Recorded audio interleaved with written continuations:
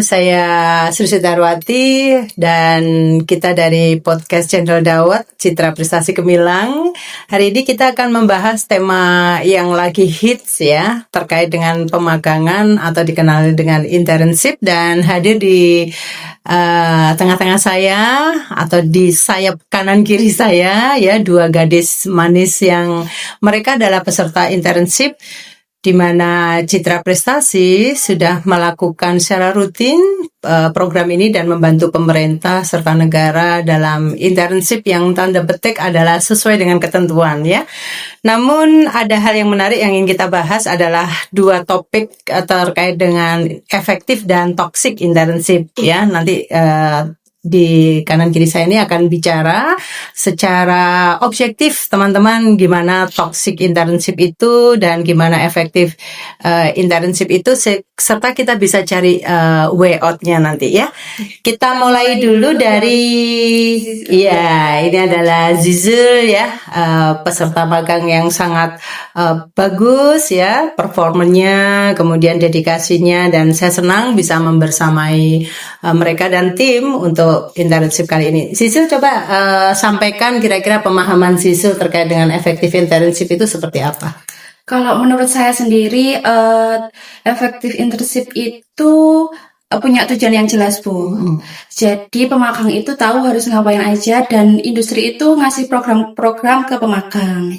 Seperti itu. Kemudian harus ada fasilitas yang memadai seperti akses internet, terus ruang kerja yang layak. Itu kan bisa mendukung performa kerja dari pemagang sendiri. Kemudian yang paling penting itu ada mentor, Bu. Ada mentor. Ya. Jadi kita itu saat magang tidak hilang arah karena akan dapat itu mentoring sama feedback dari mentor tersebut. Jadi kita dibimbing. Oke, baik ya. Jadi teman-teman, Sisul tadi secara objektif menyampaikan bahwa untuk pemagangan yang efektif itu ada 3 ya. Jadi ada programnya, ada mentornya, dan tentu saja ada fasilitasnya ya. Oke, sekarang kita akan pindah ke sebelah kiri saya nih ya. Davina namanya. Nanti Davina akan sampaikan ternyata di antara efektivitas internship itu ada juga toxic ya. Coba Davina, seperti apa toxic internship itu? Jadi internship itu jadi toxic apabila perusahaannya sendiri itu memanfaatkan pemagangnya menjadi tenaga kerja yang murah. Jadi contohnya saya sempat sharing beberapa waktu sama teman-teman saya waktu kemarin. Itu ternyata teman-teman saya mendapatkan case toxic internship.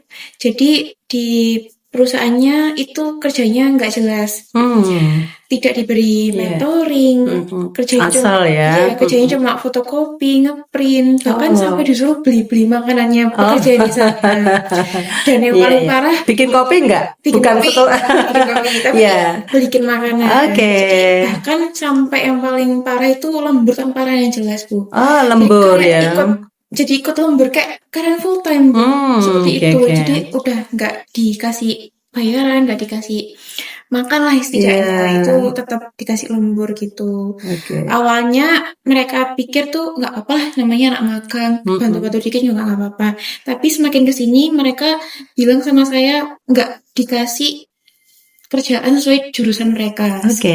Berbeda dengan skill-skill mereka. Ya, teman-teman, inilah ironisme dan realitas yang ada di lapangan atau di kondisi real ya. Bagaimana pemagangan itu ternyata juga ada sisi-sisi yang harus kita waspadai dan kita antisipasi. Sekarang saya akan balancing ya adik-adik ya. Jadi tadi kalau Sisul mengatakan yang efektif begini Bu, ada 3 aturan, itu sesuai dengan aturan Kementerian nomor 6 tahun 2020 ya. Itu memang harus ada program, ada mentor, dan ada fasilitas. Nah, kalau yang toksik ini memang hal baru yang harus kita waspadai bersama. Namun saya akan juga objektif ya, membalancing kondisi itu begini. Industri sendiri sebetulnya juga ada kesulitan ya, atau ada hal gitu, ada permasalahan ya, yang sering diunggah diskusi saya dengan teman-teman di industri itu adalah karena industri juga tidak selalu punya mentor. Ya, jadi kalau mentor itu adalah part of karyawan yang ditugasin ya untuk membimbing ataupun melakukan mentoring. Masalahnya sekarang kan para mentor itu juga mempunyai kewajiban bekerja gitu. Jadi perusahaan sendiri tidak menyediakan khusus gitu ya.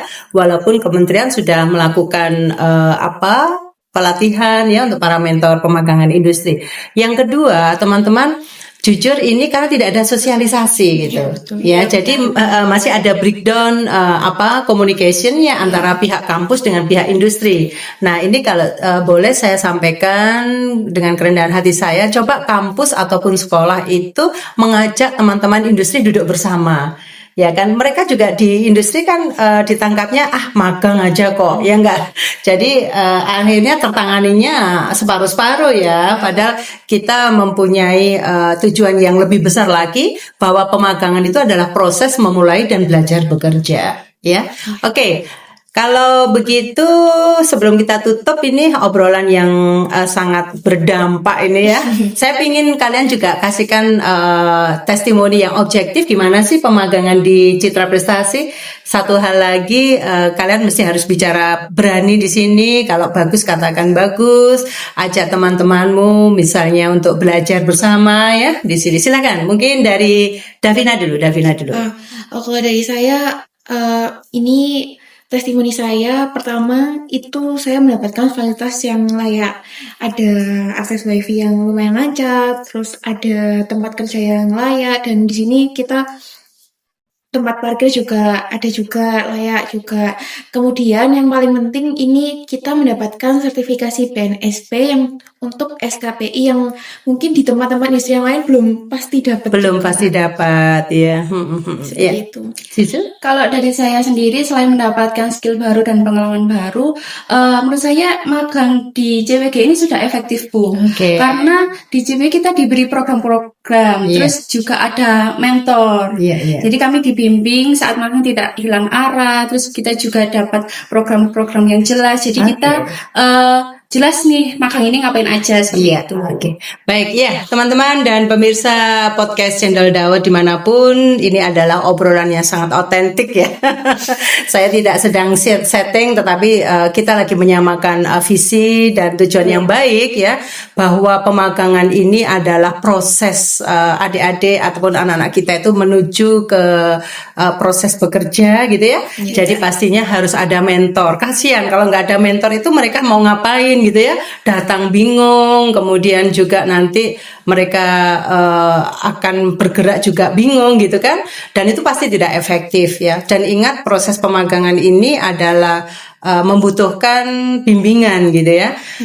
Yang terakhir saya ingin berpesan kepada semua praktisi industri, bantulah adik-adik atau anak-anak kita yang sedang magang ini dengan konsep yang lebih jelas dan berikan bimbingan, serta minimal berikanlah fasilitas paling tidak makan siang ya. Jadi saya juga melihat ironisme, mereka sudah membantu bekerja ya sampai sore, mereka masih harus bawa bekal sendiri. Iya kalau itu tertangani gitu ya, kalau enggak akhirnya mereka nahan, kesungkan dan macam-macam. Nah ini kompleks sekali gitu. Saya juga mohon kepada pemerintah untuk memfasilitasi perusahaan-perusahaan yang sudah secara kooperatif membantu pemagangan ini mendapatkan akses ya, baik itu pelatihan mentornya atau mungkin hal-hal yang lebih sinergis nantinya. Saya Sri Sudarwati dan Sizul serta Davina ya. Hari ini kita obrolan sudah berakhir dan semoga bermanfaat ya teman-teman. Sukses selalu untuk pemagangan yang berdampak dan berkelanjutan. Citra Prestasi Gemilang, Passion for Compassion.